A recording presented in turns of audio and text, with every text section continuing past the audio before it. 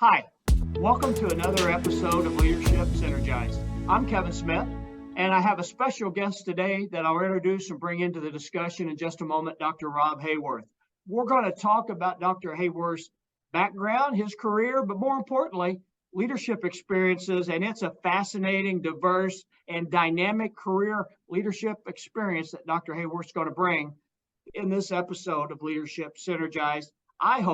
We hope that you can find something that you can take away to help you on your leadership journey and the path that you're heading in your career, professionally, or in your personal life. Leadership Synergized is all about sharing opportunities that you may be able to take to learn from individuals such as Dr. Haworth, in particular around their leadership experiences, lessons learned, things that as they reflect back on what they might do differently, and the advice they may provide to help you take that next step and ensure that next step is forward. So thank you for being with me today. And Dr. Haworth, with that said, God bless you, my friend. It's just wonderful to see you again. It's been a long, long time. Yeah, Kevin, I think our lives intersected, I'm going to say probably 25, 26 years ago. However, I think I have aged and you have stayed. I You don't still know. got your hair. I don't know. Yeah, I don't know what the secret is, but you look great. I appreciate you taking on this challenge to share these leadership lessons, and just humbled to be here and to talk to you about leadership. Well, thank you very much. I'm excited for what you can bring to our audience. And quite honestly, a little bit selfishly, excited to what you can help build for me in my learning piece and in that setting. Dr. Haworth, before we jump into some Q&As, why don't you introduce yourself, a bit about your background, your career, and who Rob Haworth is? Yeah, so right now, Kevin, I'm the president and CEO of United Way in Allen County, headquartered in Fort Wayne, Indiana. Here, really, by the grace of God and doors that were opened up for me and my family. But just retiring from a 33-year career in public education. That started off in northern Indiana, just outside of Valparaiso, in a K through 12 building all under one roof that had less than 500 students in that building. It's a time spent in southern Indiana with youth, southern Indiana, on the edge of the Hoosier National Forest. Met my wife there. We had two lovely children, adult children. So I'm an empty nester and enjoying that. But my trip through public education was an economics government teacher that led me to school administration, which led me to some different opportunities that we'd love to talk about today. Well, absolutely. That school aspect from classroom administration, a large number of your years in education has been spent as a district superintendent, correct? Yeah, so it's kind of odd, Kevin. I found myself coaching varsity basketball in the state of Indiana. Had a couple of good, solid years that really probably opened the door for school administration much earlier than what I thought. And really, of those 33 years, 23 of those have been as public school superintendent, minus two to a stint with the National Association of Intercollegiate Athletics. But I probably would not have enjoyed that long run if some other opportunities had not fallen my way earlier in my career. But from small school experience, public school corporation of 1,000 students, to my most recent stint, 14,000 students. Dr. Haworth, with that in mind, small school superintendent, larger school superintendent, what's the difference in those roles, and how does one adjust leadership, focus, or skills, or what do they have to take into account when making those moves? Yeah, I would say this, that I would not trade my small school, intimate office setting for anything. I was just fortunate in my first real stint in leadership to have great people that surrounded me, that probably had this philosophy, Kevin, and that is we've got a young superintendent here and we're going to not let him fail. And whether that was teachers, cafeteria workers, bus drivers, I felt that. But when you think about what that difference is, if you are in a small school, you are superintendent, you're curriculum coordinator, you're transportation director, you're all of those hats. So probably a lot more management than vision setting. You're making it day to day. And so to have those people surrounding me at that young version of myself probably set me on the path to have success. I'm fortunate to have that small school experience, to have just great people that probably they were more the superintendent than I was at the time, so they allowed me to have that title, but really were providing great training for me. I'm very appreciative of that small school experience. Thank you, Dr. Haworth. So going back to you mentioned the young Rob Haworth in that piece. When did it come to Dr. Haworth that I'm a leader? When did that word leader come into play? Because as I think back as a younger child growing through middle school and teenage, I don't know if I can recall ever hearing that term utilized. It was more supervisor, boss, coach during that era. Yeah, and probably, Kevin, I'm probably a little uncomfortable even thinking of myself in that way right now. Just the Lord has blessed our family in great ways, but probably in many times under that title of leader, I do feel like the teacher. I do feel like the coach. I do feel like all of those other titles that you didn't, maybe when you were in middle school or high school, you didn't really think of those titles as leaders, but your work in the field of education, very much that classroom teacher, when that door shuts, how they are leading that classroom, or in your coaching experience, when you got to walk out on the diamond or me on the floor, went by coach, but very much those leadership skills were honed there. So probably I'm still uncomfortable thinking myself in that light.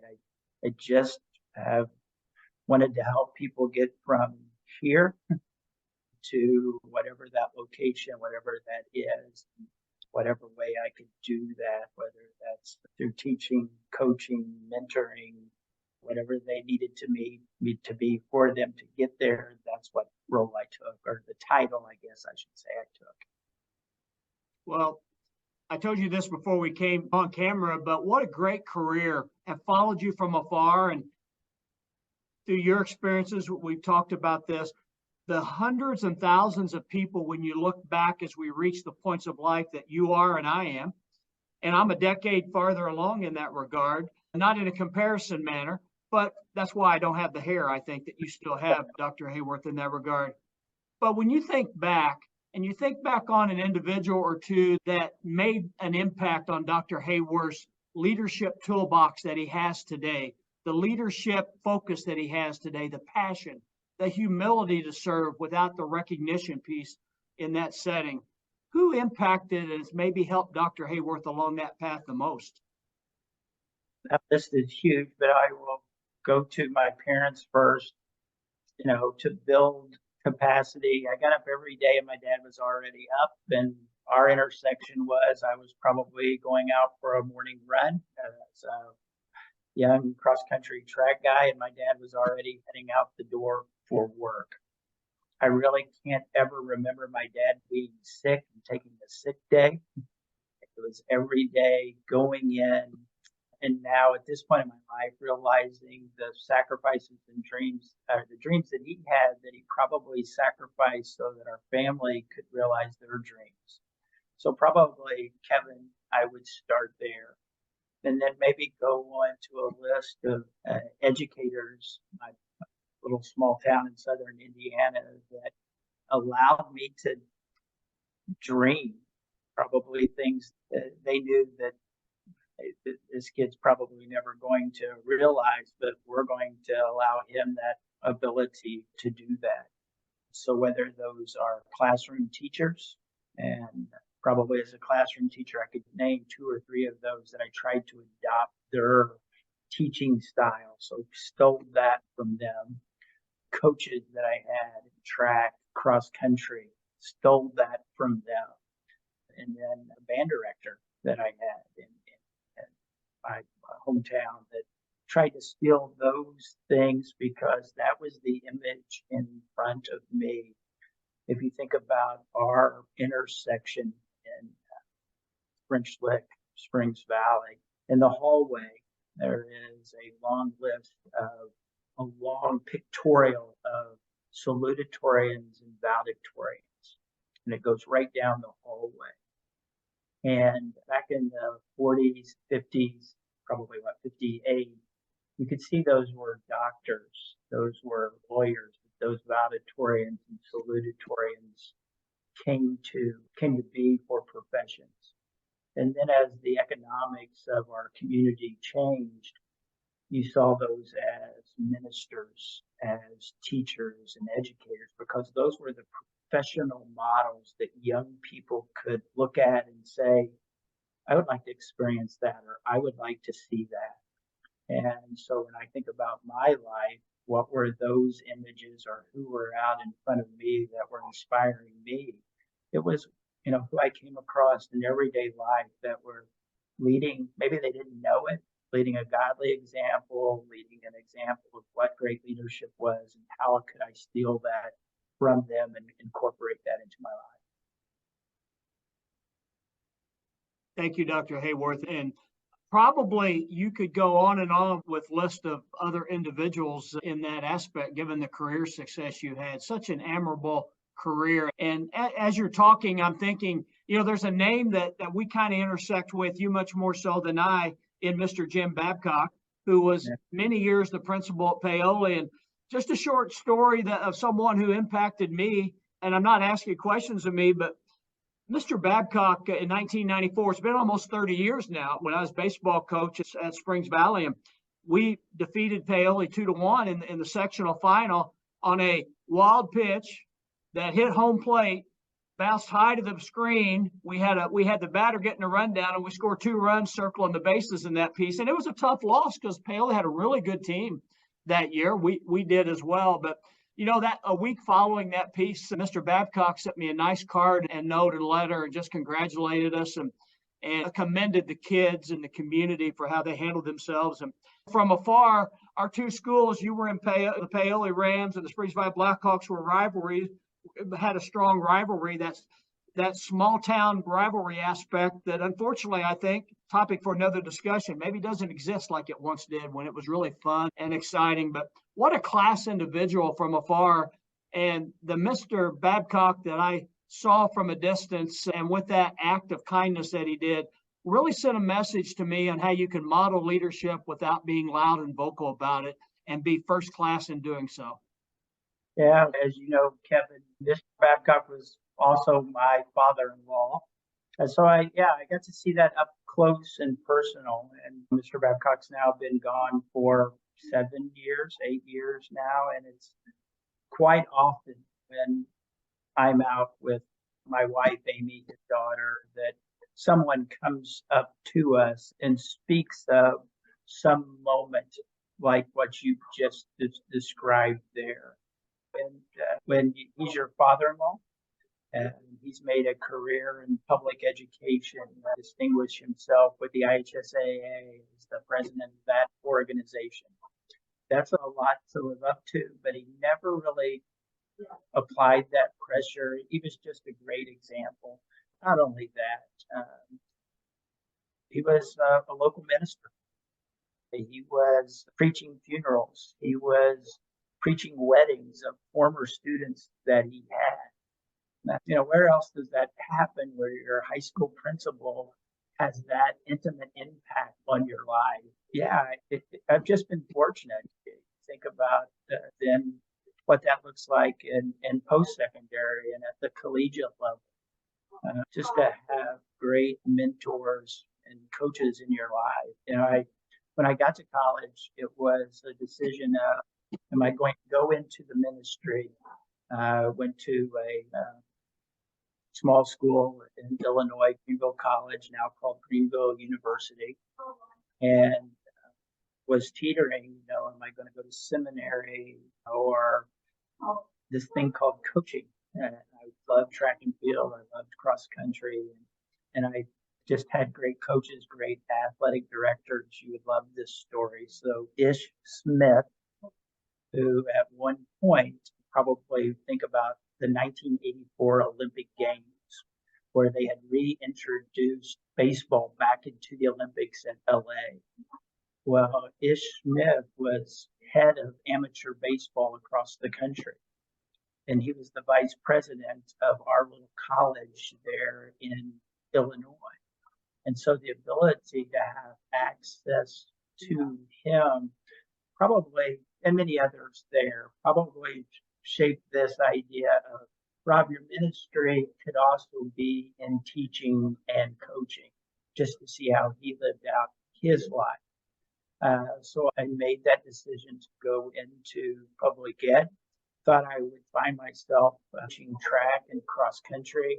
And 33 years later of coaching varsity baseball, varsity basketball, never once have coached cross country and track what I thought to do. So, but you're right. People like Mr. Babcock, Ish Smith, who also is no longer with us, just those intersections have just been amazing. Yeah, and as you're talking, I still have that thank you card from Jim Babcock, by the way. Your father-in-law, what a great man and representative. And Dr. Haworth, what jumps out at me as you're talking, all the people that have impacted your life and all of us on earth that God blesses with longevity, so many individuals that come and go in our lives. And I know at times we stop and we focus with a servant heart to serve others. And I think sometimes as a human being, we look for that large impact and we miss small opportunities to where we can take one small step and help someone else with one small step. And when we talk about people like Jim Babcock, Coach Smith, yourself, even in that regard, you all seem to have a track record and a strong leadership characteristic at getting that piece. It's not about the big one swoop of help. It's every day, every moment, just being aware when that opportunity comes and stepping right into that opportunity to assist, help, and guide.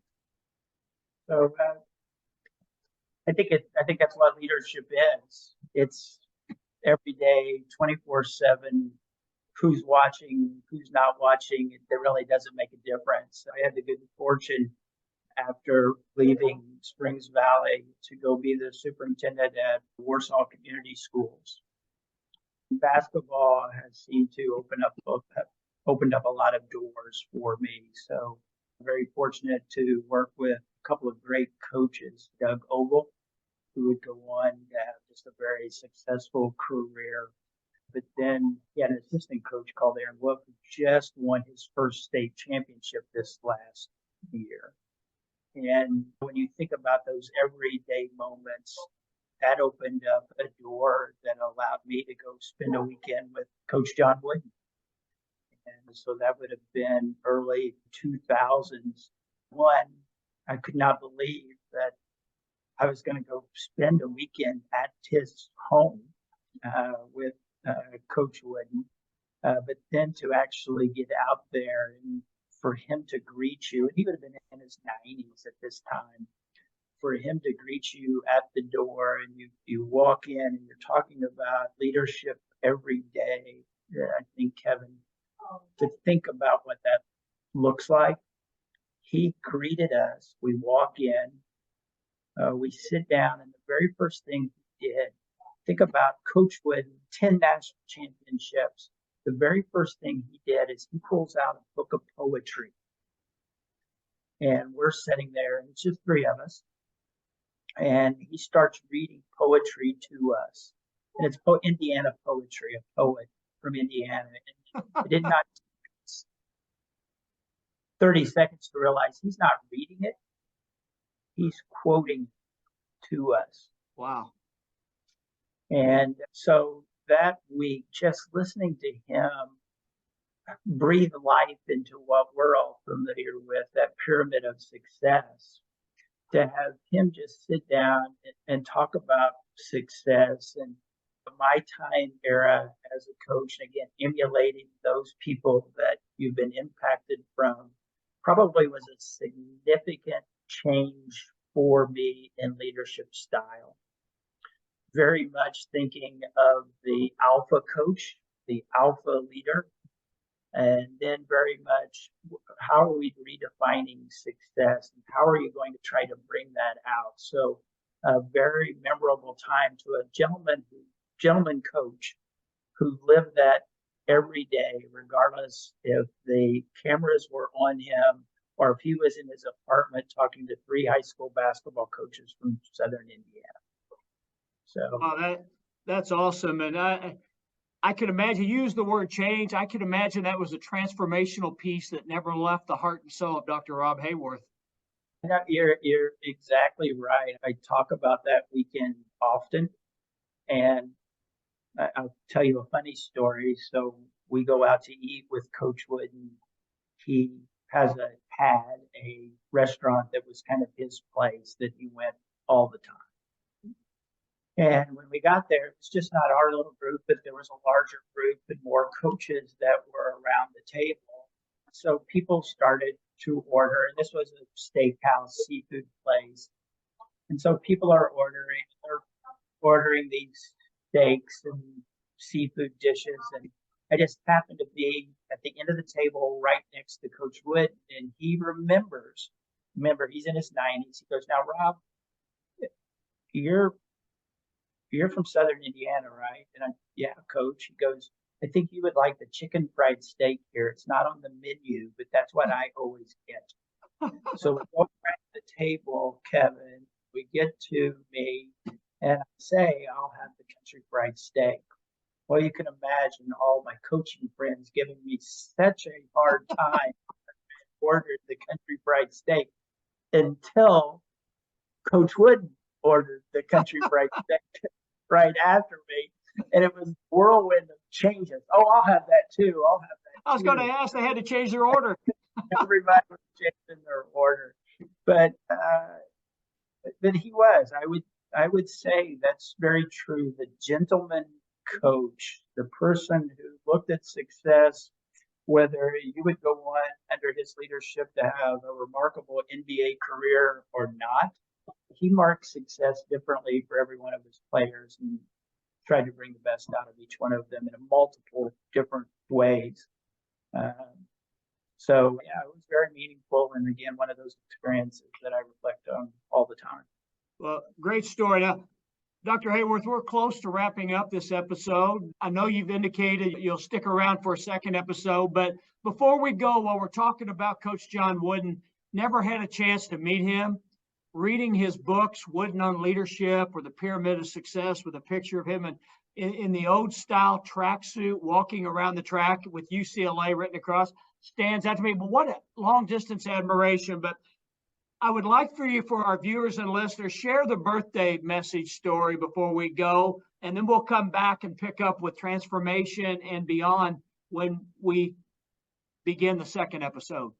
Yeah, so out of that weekend with Coach Wooden, a relationship formed to the point where he had my phone number and I had his phone number. And when you called Coach Wooden, you really never got to speak to Coach Wooden. You always got to leave a message for Coach Wooden. And so on his 99th birthday, and you mentioned Jim Babcock, I'm living in Kansas City, Missouri, working for the National Association of Intercollegiate Athletics. We're on our way to Wednesday night church service. I've got a young family, so we're in a minivan driving to church, and I asked Amy to call Coach Wooden, and we would sing happy birthday to him and leave a message on his machine. And so we're driving, Amy dials, and then all of a sudden from the back of the van, I hear, "Coach Wooden, is that you?" And he had picked up. So one of my very, very dearest memories or experiences. We got to sing happy birthday to Coach Wooden on his 90th birthday in our little minivan going to church on the north side of Kansas City. And to this day, when we're together, my children, who are now in their 20s and were very, very young, reflect upon that time. And, just an individual that not just impacted my life, but as you said, has impacted so many. Well, another great story, and we'll pick up again as we start our next episode, but a great example of the small things that bring value to others, that if you sat down and wrote a list of how can I add value, you would never write down on a pad of paper. Yeah. Just that natural, heartfelt, touching aspects, both from your perspective and Coach Wooden's perspective. What a great discussion we're having, Dr. Haworth. And I hope those of you having a chance to view this or listening to it on the audio version on Apple Podcast Play are enjoying this as much as I am. Dr. Haworth, thank you, my friend, for your time in this episode. I'm looking forward to the next one. And we're going to pick up here and continue to talk about leadership. Thank you, Kevin, very much. And thank you all for joining Leadership Synergized. I'm Kevin Smith. Know that I appreciate you, I love you, and I appreciate all you represent as a leader in this world today.